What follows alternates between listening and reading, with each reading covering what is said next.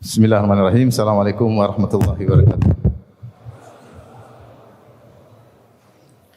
Alhamdulillahi ala ihsani wa syukru lahu ala taufiqihi wa amtinani wa asyhadu an la ilaha illallah wahdahu la syarika lahu ta'ziman li sya'ni wa asyhadu anna Muhammadan abduhu wa rasuluhu da'ila ridwani. Allahumma salli alaihi wa ala alihi wa ashabihi wa ikhwani. Hadirin dan hadirat yang dirahmati oleh Allah Subhanahu wa taala, pada kesempatan bahagia ini kita akan membahas tentang pentingnya usia muda.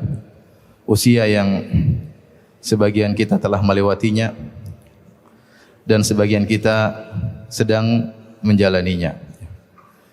Terutama khususnya bagi anak-anak muda yang masih menjalani masa muda, maka jangan sia-siakan masa tersebut, karena itulah masa keemasan yang dimana syariat memberikan perhatian khusus terhadap masa muda, ya.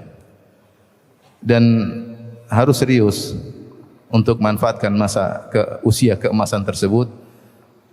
Jangan sampai kemudian menyesal ketika di masa tua, yang merupakan dampak dan akibat dari masa muda yang ditelantarkan atau dibuang begitu saja tanpa dioptimalkan. Sebagaimana sering kita dengar penyesalan-penyesalan yang disampaikan oleh orang-orang yang telah mencapai masa tua. Banyak hadis yang menjelaskan tentang keistimewaan masa muda. Seperti dalam satu hadis di mana riwayat Ahmad dan dihasankan dengan sanad yang hasan, Rasulullah SAW bersabda, Inna Allaha la ya'jabu bisyabin laisa alaihi sabwah, atau kama qala Nabi SAW.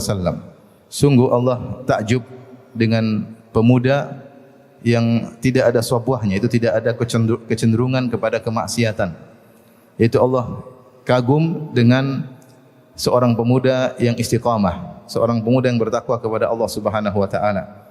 Ini menunjukkan bagaimana perhatian syariat terhadap masa muda, dan ini juga isyarat akan bahayanya masa muda. Karena betapa banyak pemuda yang kemudian terjerumus dalam kemaksiatan, masa ingin coba-coba, berbagai masa dia coba-coba, masa ingin membaca segala yang ingin dia baca, termasuk membaca perkara-perkara kekufuran, kemaksiatan, hal-hal yang tidak bermanfaat. Makanya Nabi menyatakan Allah kagum dengan pemuda yang tidak ada kecenderungan kepada kemaksiatan, tapi dia istiqamah, taat kepada Allah Subhanahu wa taala. Dia meninggalkan segala maksiat dalam rangka ketaatan kepada Allah Subhanahu wa taala. Hadis yang lain juga yang menunjukkan tentang keutamaan masa muda, hadis yang masyhur tentang sab'atun yudhilluhumullah fi yaumin la dhilla illa dhilluh. 7 golongan yang Allah naungi pada hari kiamat kelak, yang tidak ada naungan kecuali naungan Allah Subhanahu wa taala. 7 golongan semuanya itu orang-orang yang hebat, ya. Sebagaimana kita ketahui, yang pertama adalah imamun adil, imam yang adil. Yang kedua syabun nasya fi ibadatillah, anak muda yang tumbuh dalam ketaatan kepada Allah. Yang ketiga rajulani tahabba fillah syama alaihi wa tafarraqa alaihi, 2 orang yang saling mencintai karena Allah, bertemu dan pisah karena Allah. Yang keempat, rajulun qalbuhu mu'allaqun bil masajid, seorang yang hatinya rindu ingin ke masjid. Yang kelima, rajulun da'atu imra'atun dhatu mansibin wa jamalin faqala inni akhafullah, seorang laki yang dirayu oleh seorang wanita yang cantik dan kaya raya untuk berzina. Lantas sang lelaki berkata, inni akhafullah, aku takut kepada Allah Subhanahu wa taala. Yang keenam, rajulun tasaddaqa biyaminihi fa akhfaha hatta la ta'lama shimaluhu ma tunfiqu yaminuhu, seorang yang berinfak dengan tangan kanannya, kemudian dia sembunyikan sampai-sampai tangan kirinya tidak tahu apa yang diinfakkan oleh tangan kanannya. Dan yang ketujuh, rajulun dzakarallaha khaliyan fa fadat aynah, seorang yang mengingat Allah Subhanahu wa taala, kemudian dia pun menangis. Ini apa ini? Tanya jawab kah? Ini apa? Sekarang ah? Perlu dibaca sekarang? Oh, nanti aja. Nanti. Saya pikir ada pengumuman. Nanti.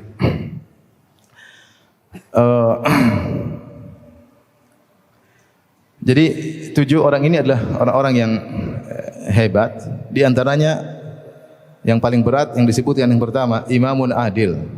Imam yang adil, ini yang paling berat. Setelah itu orang-orang hebat yang lainnya. Nomor 2 yang Nabi sebutnya adalah syabun nasya'a fi ibadatillah, anak muda yang tumbuh dalam ketaatan kepada Allah Subhanahu wa taala. Karena ini masa yang paling berat untuk istiqamah di masa muda. Kalau sudah umur 60 istiqamah ya wajar, memang sudah mau. Sebentar lagi mau tewas 60 tahun. 70 masih nakal ya. Ini gimana anak tua-tua keladi seperti ini ya. Tapi yang masih muda istiqamah ini yang hebat. Ini yang hebat ya. Karena ilmu guriyat, godaan-godaan begitu banyak ya. Banyak tantangan yang ingin dia coba, yang ingin dia lakukan ya. Kemudian dia ternyata bisa istiqamah, terutama zaman sekarang. Makanya dalam hadis Rasulullah SAW sebutkan urutan kedua, syabun nasya'a fi ibadatillah. Anak muda yang taat dalam ketaatan kepada, yang tumbuh dalam ketaatan kepada Allah Subhanahu wa taala. Ini menunjukkan masa muda adalah masa spesial dalam pandangan syariat. Oleh karenanya nanti hari kiamat kelak masa muda ditanya lebih spesifik.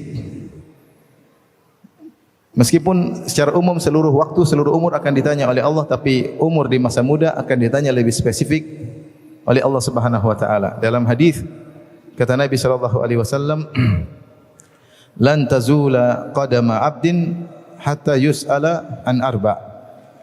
Lan tazula qadama 'abdin yaumal qiyamati hatta yus'ala an arba'.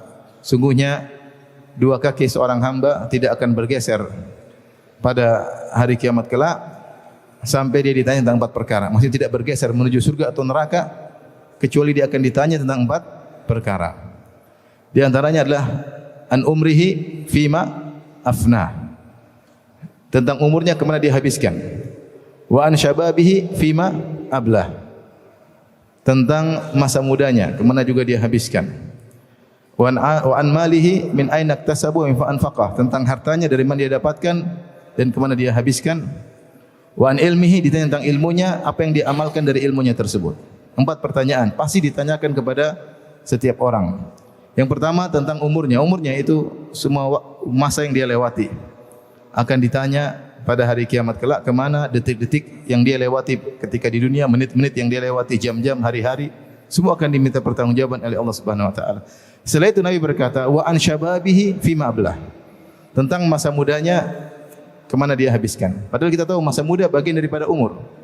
Ini menunjukkan pertanyaan tentang umur Allah tanyakan berbeda dengan pertanyaan tentang khusus masa muda.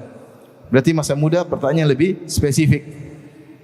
Maka seorang mempersiapkan untuk bisa menjawab tentang masa mudanya karena akan ditanya lebih spesifik daripada usianya yang lain. Karena Nabi menyebutkan Allah tanya masa muda selain umur secara global, Allah juga tanya di antara rangkaian umur tersebut ada irisan yaitu tentang masa muda.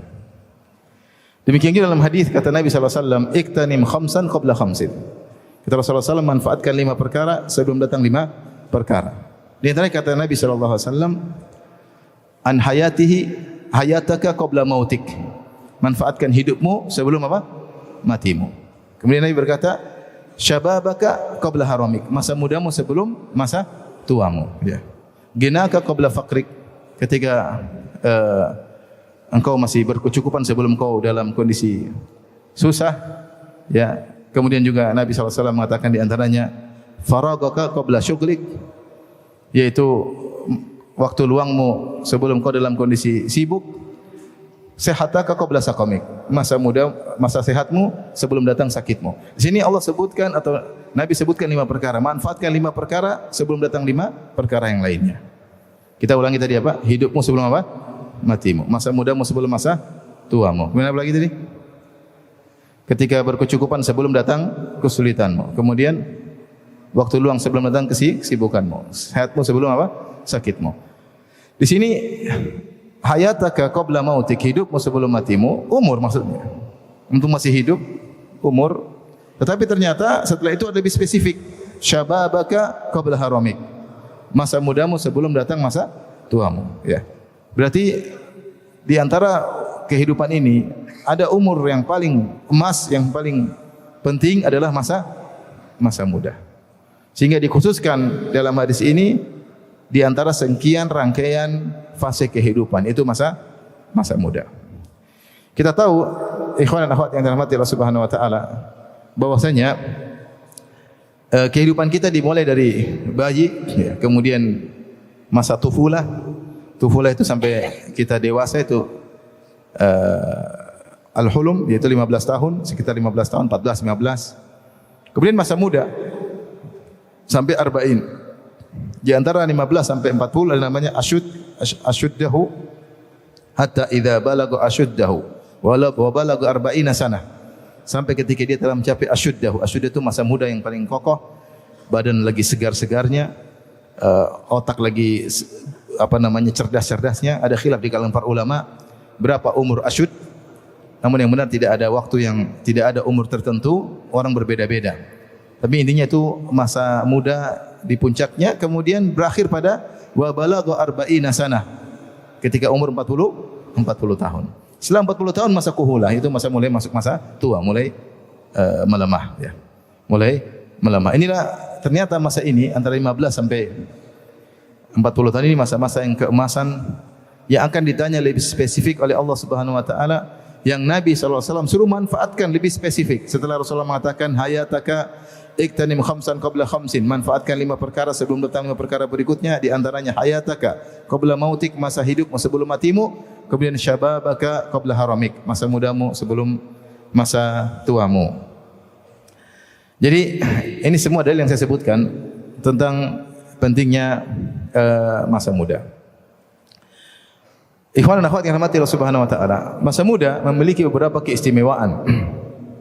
Masa muda memiliki beberapa keistimewaan. Timbul pertanyaan pada para ulama, kenapa masa muda dispesifikkan setelah umur secara umum? Ketika Rasulullah mengatakan lan tazula qadama 'abdin yaumal qiyamati hatta yus'ala an arba', tidak akan bergeser dua kaki seorang hamba pada hari kiamat sampai ditanya tentang 4 perkara.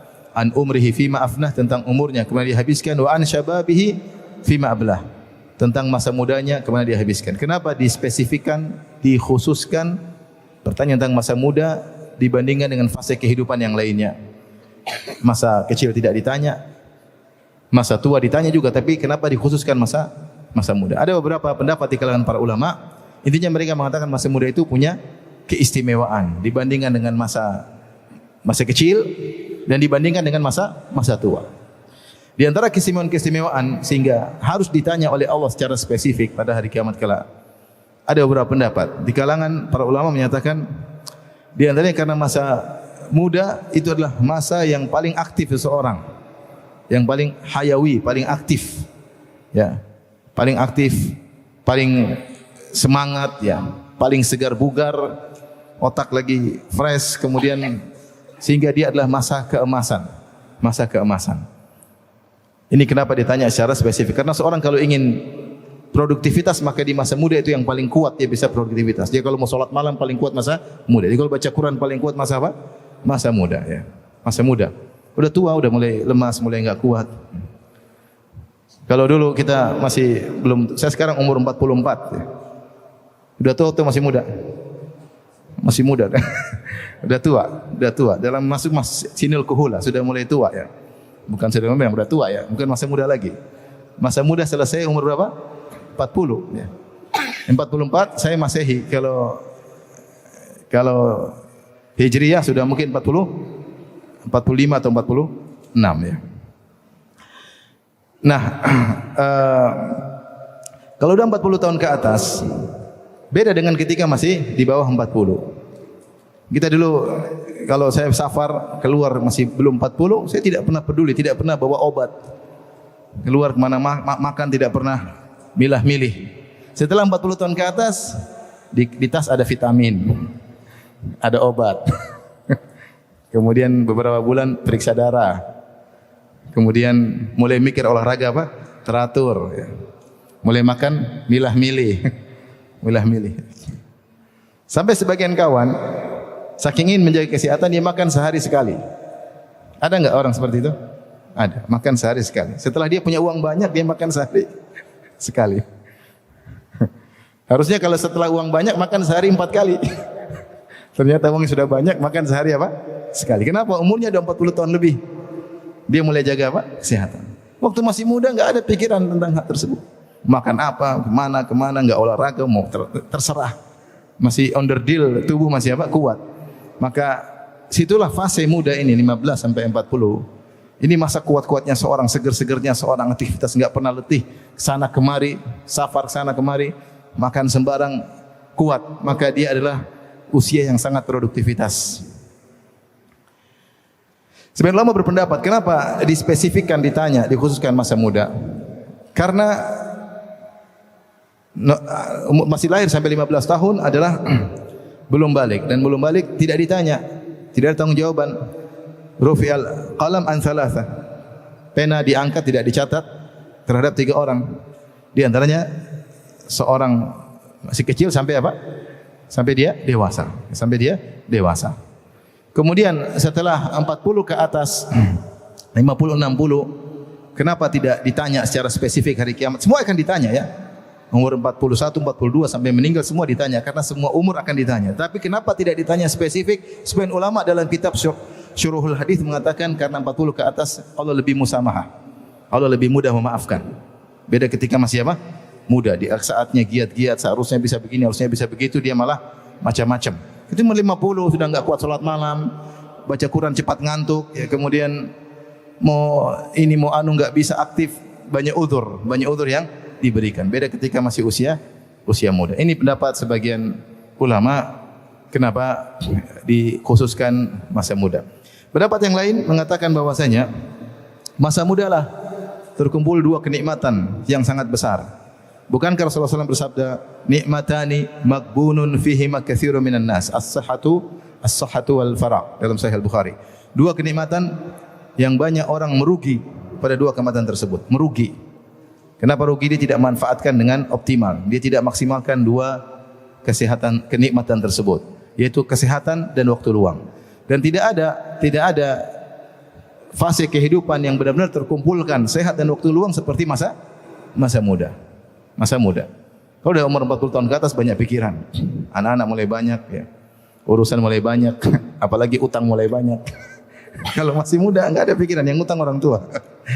Jadi waktu sehat dan waktu luang terkumpul paling banyak ketika masa muda. Yang seharusnya masa muda tersebut bisa digunakan untuk aktivitas yang lebih banyak. Ada yang mengatakan kenapa ditanya secara spesifik? Karena masa muda ini adalah masa penentu dia di masa tua. Siapa yang di masa mudanya dia berhasil, dia terarah, maka setelah 40 dia akan lebih apa? Lebih terarah lagi.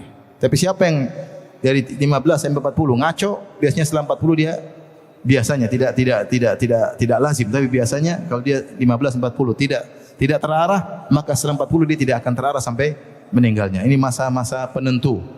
Masa-masa penentu seorang menemukan jati dirinya, dia begini atau begitu.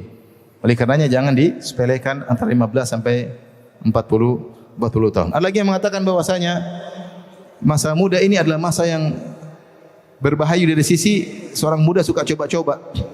Kenapa? Ketika dia sudah muda, umur 20, 25, dia mulai terlepas dari segala perintah-perintah yang selama ini mengaturnya. Orang tuanya bisa ngatur dia, biasanya melarang ini, melarang anu, semua sudah lepas. Dia mulai merdeka, dia mulai bebas. Terlepas dari belenggu kedua orang tuanya. Apalagi kalau sudah lepas kuliah, terbelenggu dari aturan-aturan perkuliahan, aturan dosen, tugas-tugas, lepas semua, dia mulai bebas. Dan lebih berbahaya, dia mulai berani mencoba ini dan mencoba itu. Olehnya kondisi, kalau yang dia coba adalah kebaikan, yang dia coba adalah kebenaran, maka itu baik. Namun kalau tidak, maka dia akan terpuruk gara-gara dia suka mencoba sana, mencoba sini, sehingga adalah masa-masa yang sangat kritis adalah di masa muda. Ikhwani fillah wa akhwati fid din, azani Allah wa iyyakum. Inilah masa muda, masa yang paling kuat yang Allah ciptakan di antara 2 kelemahan. Allahul ladzi khalaqakum min dha'fin, thumma ja'ala min ba'di dha'fin quwwah, thumma ja'ala min ba'di quwwatin dha'fan wa syaibah. Kata Allah Subhanahu wa taala, dialah Allah yang menciptakan kalian dari kelemahan. Itu masa bayi, lemah. Kemudian thumma ja'ala min ba'di dha'fin quwwah. Setelah Allah dari lemah, Allah berikan kekuatan. Inilah masa muda. Masa muda. Thumma ja'ala min ba'di quwwatin dha'fan wa syaibah. Kemudian Allah jadikan lemah, masa kuhulah, syaibah, dan masa tua. Jadi masa muda adalah masa kuat terletak di antara 2 masa lemah. 40 ke atas mulai lemah. Orang di puncak-puncak mulai menurun. Olahragawan kalau 40 ke atas sudah enggak main olahraga lagi, sudah enggak kuat. Kenapa? Enggak bisa. Usia tidak bisa ditipu, faktor U. Sudah mulai lupa. Teman-teman gitu, aduh, lupa. Sampai dia pernah bawa istrinya, kemudian dia taruh istrinya, dia pulang. Istri saya mana? Lupa, ditinggal tadi. Kenapa? Faktor U. Faktor usia. Banyak, tidak bisa dibohongin. Kenapa? Udah 40 tahun ke atas, sampai 50 tahun ke atas pasti pelupa. Kita aja manggil anak saya 6, kadang panggil keliru-keliru. Faktor U. Kalau masih 30, insya Allah enggak salah panggil. Kalau 40 ke atas, ngomong ini kadang ini, ngomong Abdul Razak terkadang Umar terkadang Abdul Razak, Abdul Muhsin terkadang anak cewek dipanggil anak cowok, cowok dipanggil anak cewek. Keliru-liru. Kenapa? Faktor usia. Jadi inilah masa keemasan yang Allah jadikan kuat di antara dua kelemahan. Namun ingat, masa muda ini cepat sekali berlalu. Antum yang muda-muda belum merasakan. Kita yang sudah 40 ke atas, kayaknya kemarin masih SMA, sekarang sudah lewat. Cepat sekali berlalu. Oleh karenanya Imam Ahmad rahimahullah pernah berkata, sebenarnya dalam kitab Manaqib Imam Ahmad Ibnu Jauzi, dia mengatakan, "Masyabbahatu syabab illa bi syai'in kana fi kummi tsumma saqat." Kata Imam Ahmad, aku tidak menyamakan masa mudaku kecuali seperti sesuatu yang saya bawa di kantong bajuku tiba-tiba jatuh. Maksudnya begitu cepat berlalu masa muda. Dia kayaknya baru kemarin SMA, baru kemarin kuliah, baru kemarin ketemu teman-teman, tahu-tahu sekarang sudah 40 tahun ke atas. Masa muda cepat sekali berlalu. Kalau kita mau kembali ke masa lalu, banyak yang saya sesalkan sebagaimana yang lainnya. Enggak ada masa muda yang sempurna. Coba dulu saya begini, coba dulu saya begitu, coba dulu saya tidak kenal si fulan. Kenapa dulu saya main ke situ? Kenapa? Banyak hal yang perlu kita sesalkan. Dia terlanjur qadarullah. Kita sudah masuk dalam sinnil kuhulah. Sudah mulai masa tua. Oleh karenanya, agar kita tidak terlalu banyak menyesal, kita semua akan menyesal. Tapi agar kita tidak terlalu banyak menyesal, maka perlu ada hal-hal yang kita perhatikan selama kita menempuh masa muda. Dan ini tentunya pengajian ini bukan untuk orang muda saja, yang tua juga apalagi. Kalau yang muda, ya, harus perhatian terhadap waktunya, apalagi yang sudah tua. Ya. Maka dia harus lagi maksimal dalam perhatikan waktunya. Tapi saya khusus bicara tentang masa anak-anak muda. Oleh karenanya masa muda adalah masa yang sangat penting. Diriwayatkan dari Safiyah bintu Sirin rahimahullah, dia pernah berkata kepada para pemuda, "Ya ma'syarasy syabab, khudhu min anfusikum wa antum syababun. Wallahi ma ra'aitul amala illa fis syabab." Kata dia, wahai para pemuda sekalian, semangatlah. Masa muda manfaatkan, semangatlah. Sementara kalian masih seriuslah ketika kalian masih muda. Maksimal ketika masih muda. Demi Allah aku tidak melihat amal yang sesungguhnya kecuali ketika di masa muda. Masa muda semangat, puasa Senin Kemis, baca Quran, salat malam, belajar, ya. Berbakti sama orang tua, yang bisa kita lakukan di masa muda. Kalau sudah tua banyak kesibukan, sibukan. Antum yang masih muda, yang masih berbakti masih punya orang tua, berbakti semaksimal mungkin. Nanti kalau sudah 40 sudah semakin sulit. Kebutuhan semakin banyak, semakin pelit sama orang tua. Mungkin orang tua pun sudah tidak ada, ya. Oleh karenanya masa muda waktunya untuk beramal. Belajar sungguh-sungguh. Saya ketemu dengan banyak orang sudah masuk 40 tahun ke atas, ingin belajar bahasa Arab enggak paham-paham. Coba ketika dia masih muda belajar, insya Allah bisa. Udah tua, bukannya enggak bisa paham, tapi apa? Sulit. Kenapa? Faktor U. Sulit. Saya sudah berusaha enggak paham-paham, sabar. Kalau masih muda, mudah. Kalau dia masih muda, tentu lebih mudah. Makanya saat beramal serius adalah ketika di masa muda. Ikhwan dan akhwat yang rahmatillah subhanahu wa ta'ala. Masa muda ini adalah masa yang terkadang terlalaikan, tidak dianggap. Apalagi timbul perkataan yang sering tersebar, tidak apa-apalah, mumpung masih muda. Mumpung masih apa? Muda. Maksudnya mumpung masih muda itu silakan coba macam-macam. Perkataan sering muncul, mumpung masih apa? Muda. Silakan ini, silakan anu, jalan ke sana, jalan ke sini, buang-buang waktu, coba ini, coba anu, bahkan maksiat mumpung masih muda, kapan lagi? Ini bahaya kalau tidak dimanfaatkan pada tempat yang pas. Kalau mumpung masih muda, maka seriuslah belajar, itu bagus. Tapi kalau mumpung masih muda untuk malas-malasan, Mumpung masih muda untuk berleha-leha, mumpung masih muda untuk buang-buang umur, ini berbahaya. Ini berbahaya ya.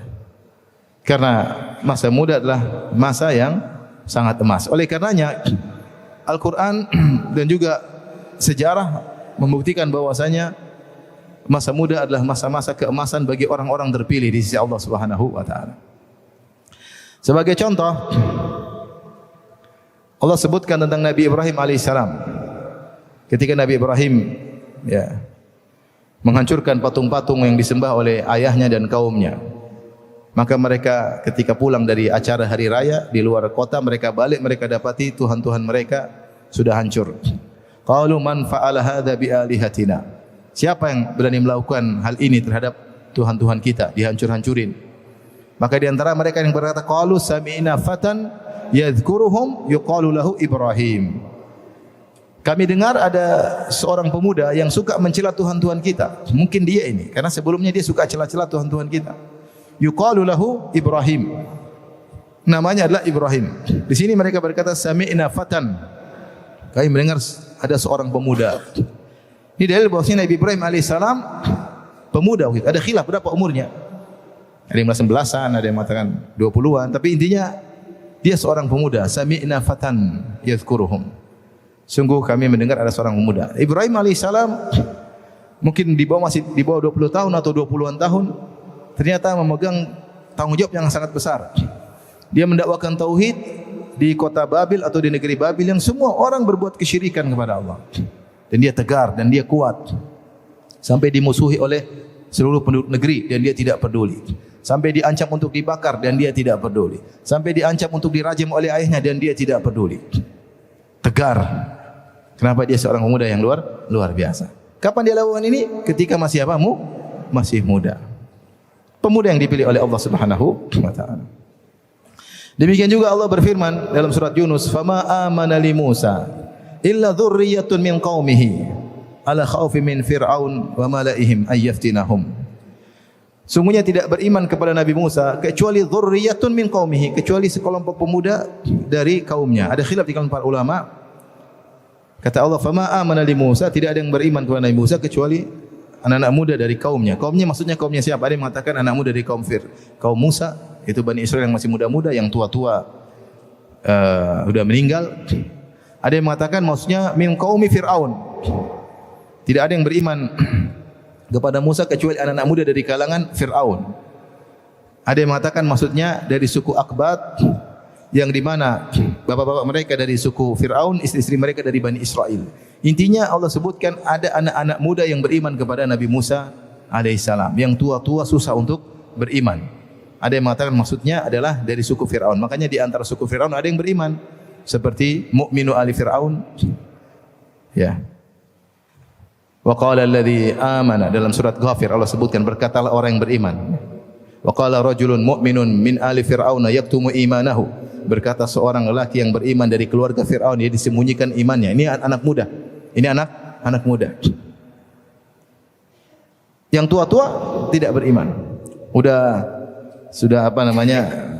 Sudah mendarah daging kesyirikan dan kekufuran.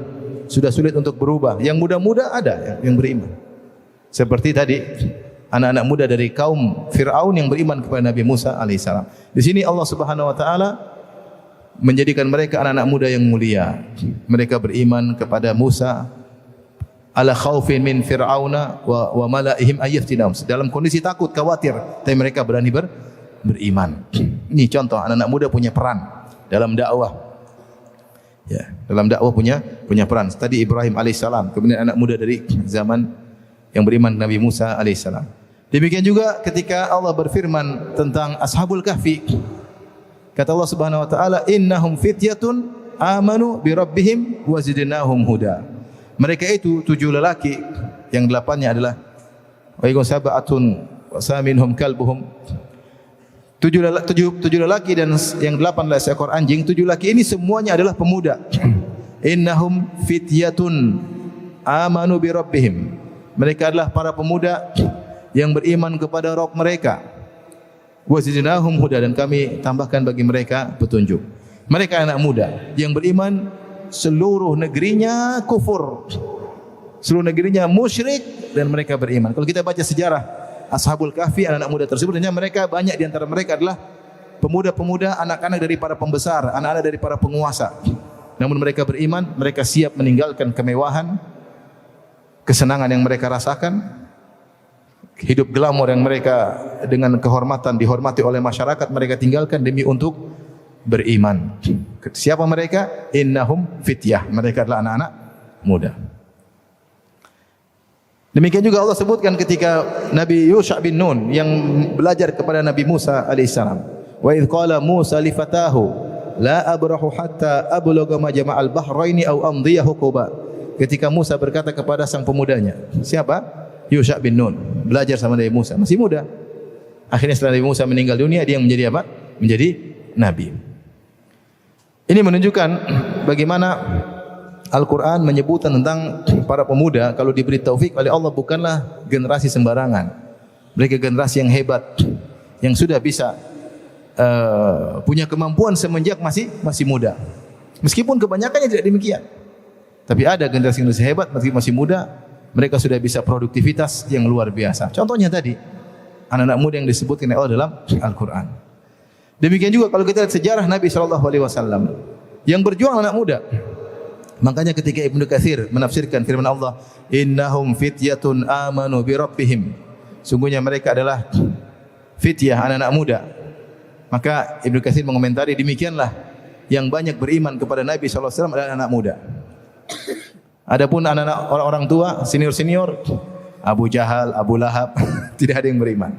Utbah ya, bin Rabi'ah, Syaibah bin Rabi'ah, Umayyah bin Khalaf, Al-Walid bin Al-Mughirah.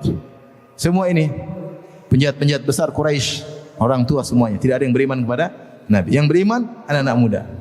Ibnu Katsir menyebutkan hal ini ketika menafsirkan firman Allah tentang Ashabul Kahfi, innahum fityah, sungguhnya mereka adalah anak-anak muda. Lihatlah, Nabi SAW diutus menjadi nabi untuk berdakwah usia berapa? Berapa tahun Nabi? 40 tahun.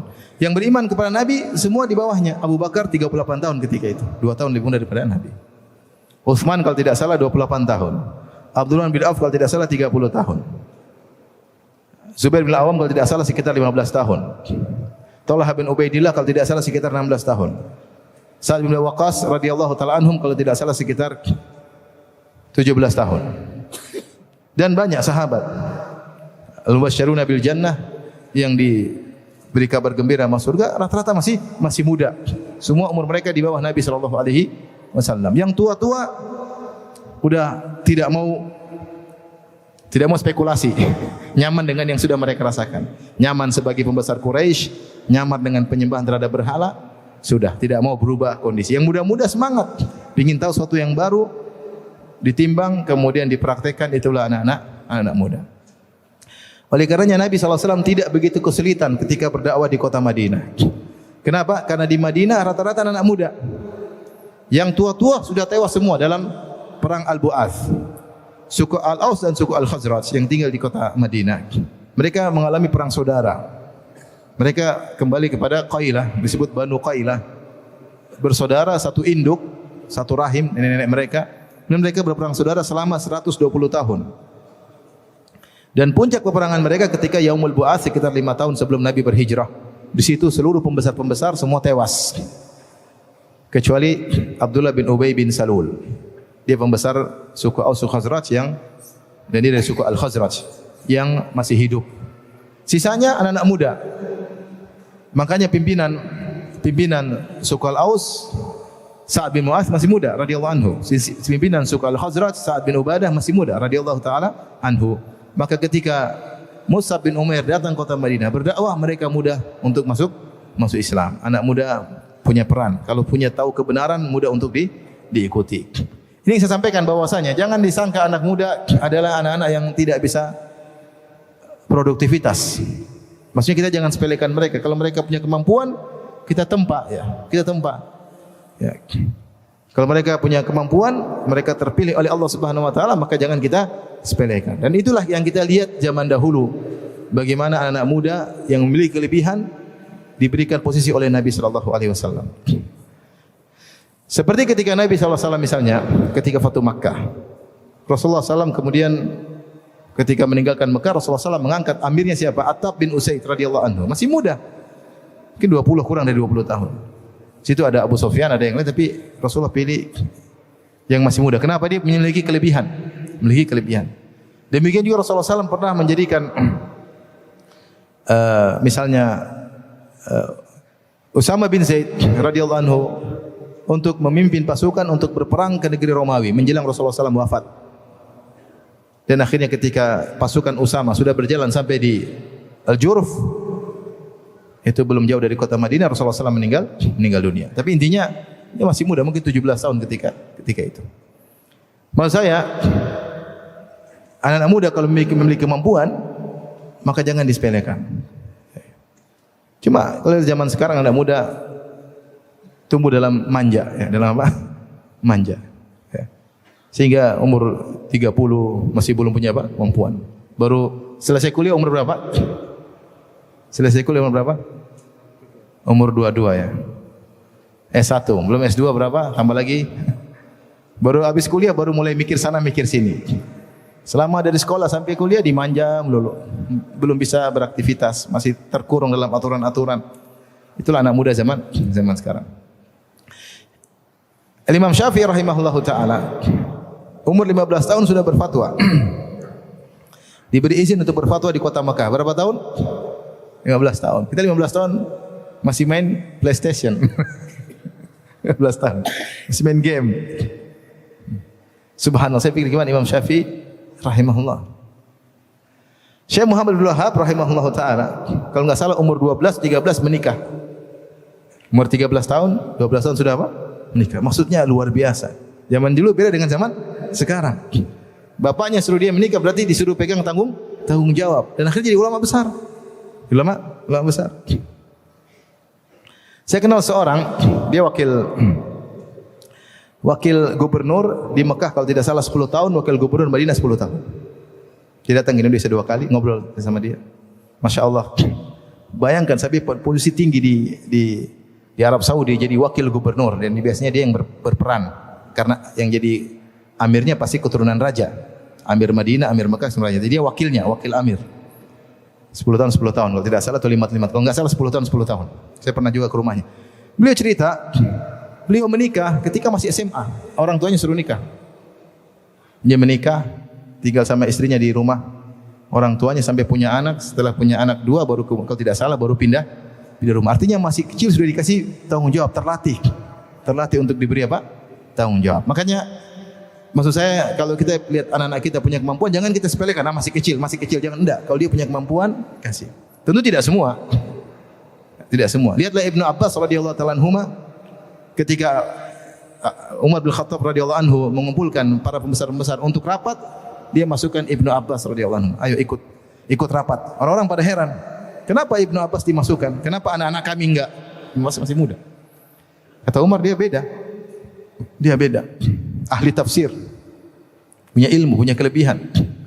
Ya. Punya kemampuan. Ketika ada seorang pemuda berbicara di hadapan Umar bin Abdul Aziz, dia ingin ngomong, maka Umar bin Abdul Aziz mengatakan kabir, biar yang lebih besar, yang lebih tua. Maka anak muda itu bertanya, wahai Amirul Mukminin, in kana al-amr fis sin, kalau perkaranya masalah umur, yujad fil muslimina man hu asannu minka. Di antara kaum muslim ada yang lebih tua daripada Anda. Kalau urusannya urusan apa? Urusan umur. Ada yang lebih tua daripada Anda yang mungkin lebih, kalau masalah umur berarti ada yang lebih tua dan dia mungkin jadi Amirul Mukminin bukan Anda. Akhirnya dia bilang silakan berbicara. Maksud saya jangan sepelekan masa muda. Oleh karenanya kalau sejarah telah menyebutkan bahwasanya ada orang hebat yang hebat sejak masa muda mereka. Dan mereka sudah memegang tanggung jawab yang besar, mereka sudah memiliki peran yang besar ketika masih muda, yang tadi semua kita sebutkan dalam Al-Quran maupun dalam hadis-hadis Nabi sallallahu alaihi wasallam. Tentu tidak semua. Oleh karenanya seorang yang diberi anugerah masa muda jangan menyepelekan masa ini. Nah, di akhir pembahasan ini saya akan menyampaikan tentang beberapa wasiat-wasiat hendaknya diperhatikan oleh para pemuda ya. Kita sudah lewat, qadarullah masa muda sudah apa? Lewat. Agar jangan terlalu banyak penyesalan. Agar jangan tidak terlalu banyak penyesalan. Mumpung masih muda. Mumpung masih muda. Karena masa muda itu sangat cepat. Tadi kata Imam Ahmad rahimahullahu taala, "Ma syabbahtu syababa illa bi syai'in kana fi kummi thumma saqat." Aku tidak memisalkan masa mudaku kecuali seperti sesuatu yang ada di genggamanku, di kantongku, kemudian jatuh cepat sekali. Al-Imam Ahmad lahir 164 Hijriah, wafat 241 Hijriah. Itu usia beliau 77 tahun. 77 tahun. Dan beliau menyampaikan masa muda begitu apa? Cepat hilang, cepat selesai. Oleh karenanya masa yang begitu cepat selesai ini jangan kita sepelekan, karena dia akan ditanya secara spesifik, secara khusus oleh Allah Subhanahu wa taala pada hari kiamat. Berikut ini beberapa nasihat yang mungkin bisa jadi bahan pertimbangan pada para pemuda dan juga bagi para orang tua yang sudah terlanjur tua, qadarullah, untuk bisa merenungkan kembali nasihat tersebut meskipun sudah melewati masa muda. Di antaranya ikhwan dan akhwat, para pemuda dan pemudi secara khusus, jangan coba-coba bermaksiat, hindari kemaksiatan. Dan itu mudah bagi para pemuda dengan cara jangan mendekati. Ustaz, bagaimana cara meninggalkan maksiat? Jangan dekati, itu saja. Untuk tidak mendekati sesuatu yang sangat mudah. Tapi kalau sudah dekat, sulit untuk menghindar. Terus bagaimana caranya biar mudah menghindar, tidak terkena maksiat? Jauhi. Makanya Allah berfirman, wala taqrabu zina. Jangan dekati apa? Zina. Allah tidak mengatakan wala tasnu, jangan berzina, enggak. Tapi Allah larang jangan mendekati, wala taqrabu zina. Artinya semua sebab yang bisa membuat engkau terjerumus dalam zina, maka jauhilah. Dan banyak hal. Sebagian ada seorang muda datang depan saya menangis. Dia tidak bisa meninggalkan kebiasaan dia nonton film-film yang tidak benar. Kenapa? Dia terlanjur. Sungguhnya perkara sangat mudah. Jika seorang tidak mengklik, selesai. Yang jadi masalah kalau dia klik. Kalau dia klik, dia nonton. Akhirnya noda hitam masuk dalam dadanya. Dan terkadang noda hitam tersebut tidak akan hilang. Syekh Abdul Razak bercerita ada seorang pemuda datang kepada dia, sudah bertobat. Dia mengatakan, ya Syekh, demi Allah ya Syekh, kebiasaan dia masa lalu, nonton yang tidak-tidak. Terkadang saya sujud, datang iblis menggambarkan kepada saya apa yang saya nonton zaman-zaman dahulu. Perkaranya bukan seorang bertobat begitu saja, tidak. Terkadang bertobat tidak hilang itu noda hitam, tetap menodai hatinya. Oleh karena anak muda, jangan coba-coba maksiat. Jangan coba tanyakan kepada orang-orang yang tua, yang tidak maksiat yang bahagia. Anak muda ini mau cari bahagia dengan maksiat tidak akan bahagia. Jangan tanya anak muda yang lainnya sama-sama bahlul, jangan. Tanya yang sudah tua-tua. Apalagi yang pernah mengalami hal-hal seperti itu. Maksiat mendatangkan kesengsaraan, mendatangkan kecanduan, mendatangkan kegelisahan. Sudah banyak Allah kasih nampak di alam nyata ini. Lihat para pemusik. Mungkin musik dikira mendatangkan kebahagiaan, tidak mendatangkan kebahagiaan. Musik-musik benar hanya membuat senang. Senang belum tentu bahagia. Lihat betapa banyak pemusik yang akhirnya apa? Tidak bahagia, akhirnya berpindah pada narkoba. Belum bahagia lagi, akhirnya minum khamar. Belum bahagia lagi, akhirnya berzina. Tidak bahagia lagi sampai di antara mereka ada yang bunuh diri. Apakah mereka bahagia? Tidak bahagia. Tidak bahagia. Tanya kepada yang pernah mencoba. Jangan tanya kepada yang baru coba-coba. Kalau mencoba bertobat dia tahu bagaimana bahagia orang tidak mengenal apa? Musik. Tenteram, tenang. Kalau dengar musik mau tidur enggak bisa tidur dengar musik. Kepala goyang-goyang sendiri kecewa. Canduan. Kebahagiaan. Maka jangan coba-coba dekat maksiat. Semaksimal mungkin. Teman-teman ajak maksiat, blokir, enggak usah. Masih banyak teman kok. Teman begini tidak akan bikin saya bahagia. Yakin tidak bikin saya bahagia. Buat saya menderita. Kalau sudah terjerumus dalam kemaksiatan, jadi pembicaraan orang, menyedihkan hati orang tua. Ini kita tidak bicara tentang kamu di hari kiamat. Kamu sendiri sudah bikin gelisah orang-orang sekitarmu. Bikin gelisah orang tua, bikin malu adik-adik, bikin malu kakak. Nanti orang tua yang lain, kamu jangan main sama si fulan, hati-hati. Ditahdir. Masih muda sudah ditahdir. Kenapa tukang maksiat? Perkaranya mudah, jangan mengklik, selesai. Wala taqrabu zina. Jangan dekati zina. Makanya Rasulullah menyuruh tundukkan pandangan. Ya Ali, lakal ula wa laysat laka tsaniyah. Bagimu pandangan pertama, bukan bagimu pandangan kedua. Kalau tidak sengaja langsung balik. Astagfirullah. Jangan alhamdulillah. Penyakit kita ini di dunia maya pingin tahu, itu bahaya. Kita hanya membuka pintu kesengsaraan. Saya ulangi, anak-anak muda. Setiap antum mengklik sesuatu yang haram, antum hanya membuka pintu kesengsaraan. Dari coba-coba, suka kecanduan. Sudah kecanduan, gelisah. Gelisah akhirnya terjadi penyimpangan. Dan banyak penyimpangan terjadi gara-gara ngeklik sembarangan. Maka jauhilah kemaksiatan agar hidup ini bahagia, hidup tenteram. Biarin orang-orang tenggelam dalam kemaksiatan. Kelihatannya mereka happy, mereka tidak happy. Percaya deh, mereka tidak happy. Mereka sengsara. Mereka tidak pernah bahagia. Senang ya senang, tapi tidak bahagia. Bagaimana orang bermaksiat mau dikasih kebahagiaan oleh Allah? Ala bi dzikrillahi tatmainnul qulub. Alladzina amanu wa tatmainnu qulubuhum bi dzikrillah. Ala bi dzikrillahi tatmainnul qulub. Orang-orang yang beriman dan tenang hati mereka dengan mengingat Allah, ketahuilah dengan mengingat Allah maka seorang akan tenang hatinya, akan bahagia. Dosa wal ithmu ma hakka fi sadrik wa karihta an yattali alaihin nas. Dosa itu apa yang menggelisahkan hatimu. Dosa itu bikin gelisah. Maka kamu masih muda, jangan coba-coba untuk maksiat. Di antara kekonyolan coba-coba pengen merokok, jangan. Orang pengen merokok itu apa manfaatnya? Enggak enak, bikin batuk, tapi apa? Supaya kelihatan gagah, ya. Kelihatan apa? Gagah. Keren kalau merokok.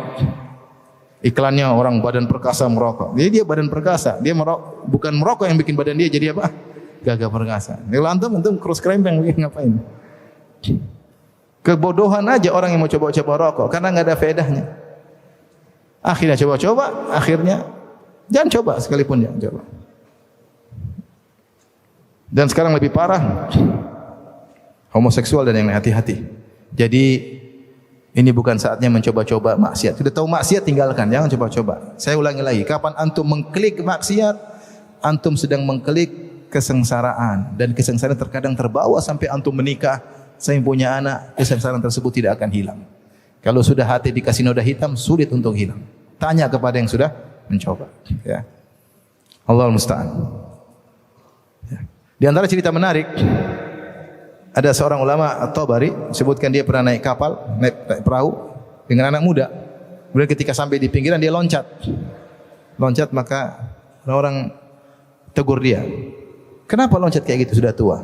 Maka dia mengatakan, hadhihi jawahiruna hafidnaha 'anil ma'siyah fi sighar fa hafidhahallah fil kibar. Inilah tubuh saya ketika masih muda, saya jaga dari maksiat ketika saya masih muda. Ketika saya tua, Allah jaga anggota tubuh saya. Maksudnya dengan tidak bermaksiat, Allah memberikan keberkahan kepada anggota tubuhnya. Tapi ini yang pertama, jauhi maksiat.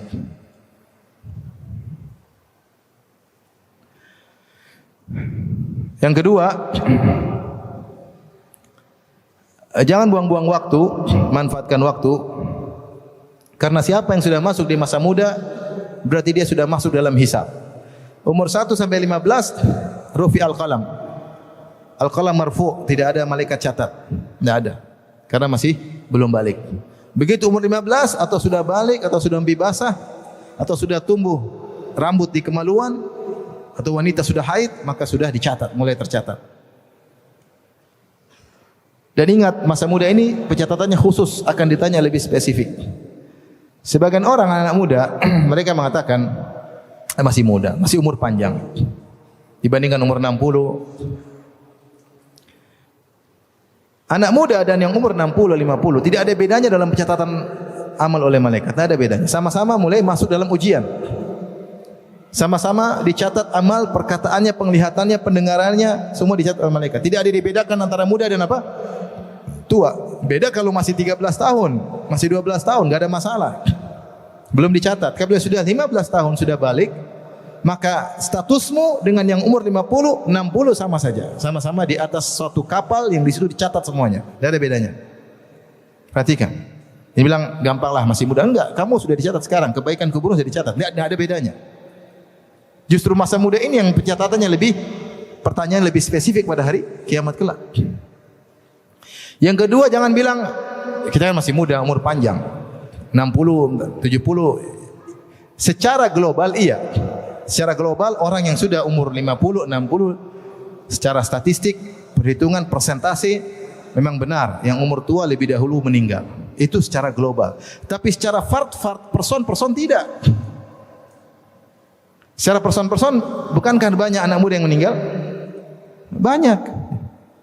Umur masih kecil aja banyak yang meninggal. Masih muda juga banyak yang meninggal tanpa sakit atau meninggal dunia. Ketabraklah apalah meninggal. Maka umur kita misalnya 20, jangan kita bilang umur saya masih panjang, karena persentase menunjukkan bahwasanya yang tua lebih dulu mati. Benar, itu secara global. Kalau perhitungan total, tapi kalau satu persatu, kamu sama umur 50 sama saja, tidak ada bedanya.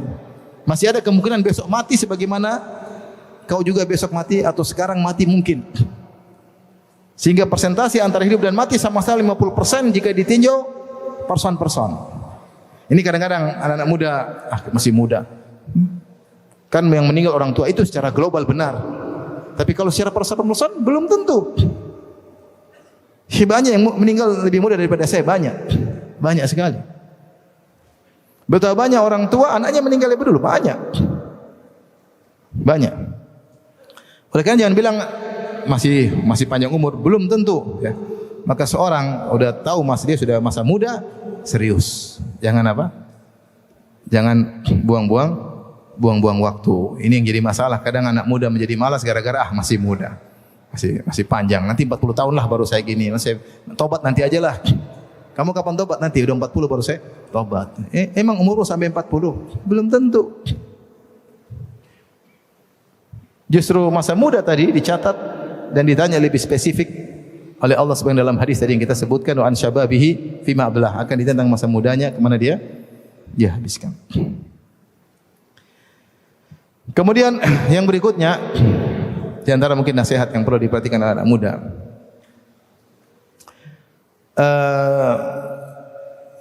biasakan sejak muda kebiasaan-kebiasaan yang baik. Senin Kemis misalnya ya. Dan jauhi kebiasaan-kebiasaan yang buruk. Kebiasaan baca Quran sejak muda, kebiasaan salat malam sejak muda, karena itulah penentu saya bilang tadi di awal pengajian. Siapa yang masa mudanya biasa kepada kebiasaan tertentu, kebawa pada masa tuanya, Ada keluarga istri, subhanallah ya. Ada nenek-nenek ya. Sampai umur 80 tahun lebih masih suka baca Quran. Jam 3 mungkin sebelum subuh sudah bangun. Kebiasaan masa muda. Kebawa terus.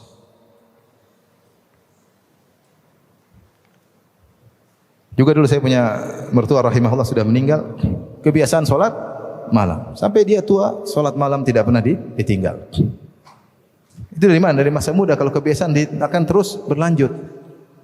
Ada orang yang masa muda kebiasaan salat duha sampai tua dia kenapa salat duha. Sampai ibu mertua saya waktu beliau masih hidup, saya lagi main ke Makassar, kadang digedor pintu.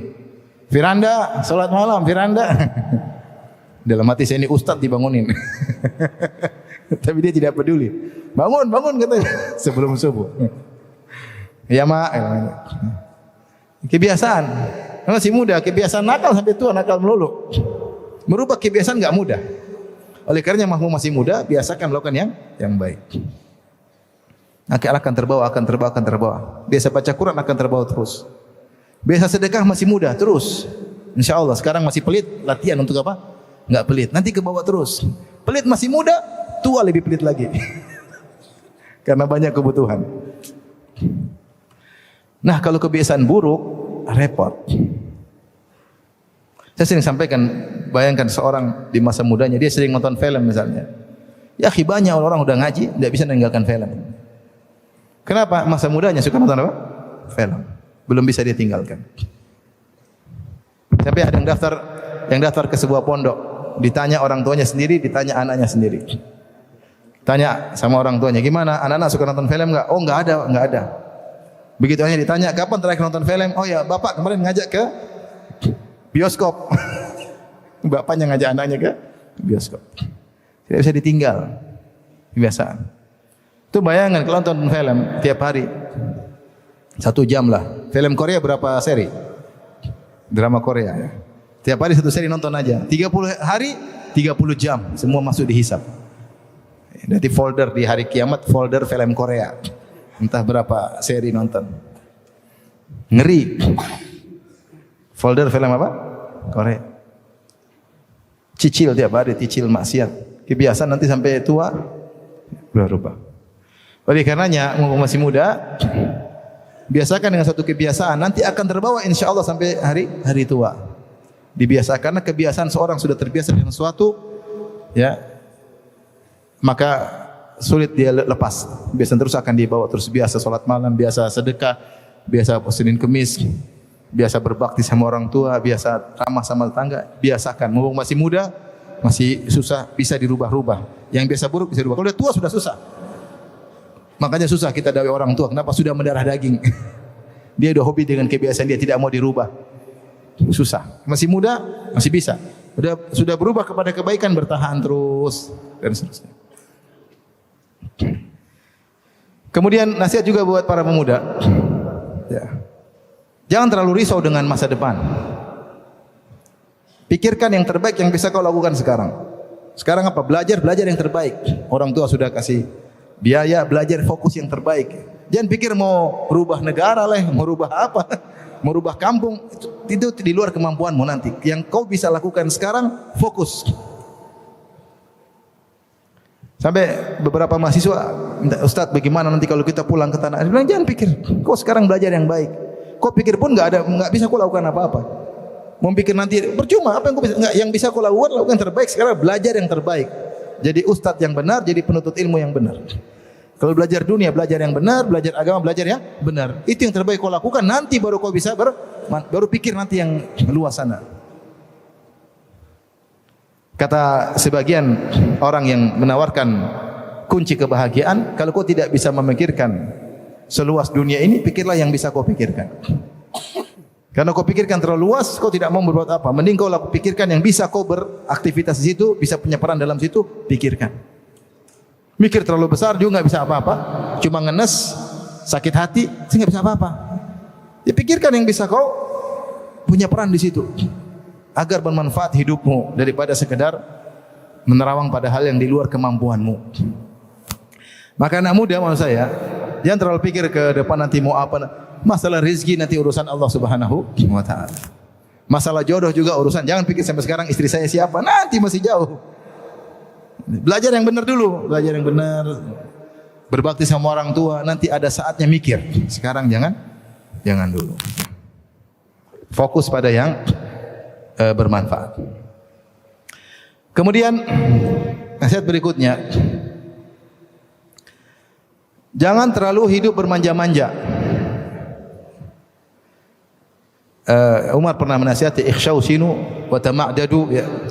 Itu Umar bin Khattab pernah menasihati, yaitu agar seorang hidup jangan terlalu manja-manja. Wa tama'dadu itu ikut seperti Ma'ad, yaitu nenek moyangnya Nabi Muhammad sallallahu alaihi wasallam, nenek moyang Quraisy, yaitu hidup dengan hidup keras. Maka seorang muda jangan manja meskipun orang tuanya kaya. Ya. Jangan hidup berfoya-foya selalu. Jangan hidup senang-senang selalu, ya. Harus juga lakukan hal-hal yang terkadang berat dalam kehidupan ini. Karena ketika kita lepas dari orang tua, banyak ujian dalam kehidupan ini. Dan hidup ini pasti ada ujian. Maka jangan terlalu bermanja-manja, berfoya-foya. Mumpung katanya masih ada orang tua, jangan. Kita senang-senang menerima pemberian orang tua, tapi juga jangan bermanja-manja. Hidup berusaha mandiri, latih sejak masih muda. Hidup mempunyai pertanggungjawaban, ada tanggung jawab kita pegang, latihan. Agar kita punya latihan-latihan yang kita lakukan selama masa muda. Nanti kalau sudah tua, kita sudah siap, atau lepas dari orang tua, kita sudah siap menghadapi banyak cobaannya. Kalau misalnya lagi belajar di luar kota, jangan terlalu manja-manja, coba hidup mandiri, berusaha. Meskipun orang tua mampu. Ini kita dapat sebenarnya sebagian teman-teman meskipun mereka kaya, anak mereka tidak berfoya-foya, tidak bermanja-manja. Dan sebagian mereka tidak lepas uang juga kasih anak-anaknya, padahal uang mereka banyak. Kenapa? Untuk didik anak supaya tidak manja. Kita ingin didik anak yang kuat dalam menghadapi problematika kehidupan di kemudian hari. Maka mereka harus punya tanggung jawab yang harus mereka kerjakan. Jadi jangan terlalu berfoya-foya, masih muda, tapi hidup juga terkadang ada susahnya, terkadang sulitnya, terkadang berbagi kesulitan. Ya, ada orang kita bantu dia seperti itu ya.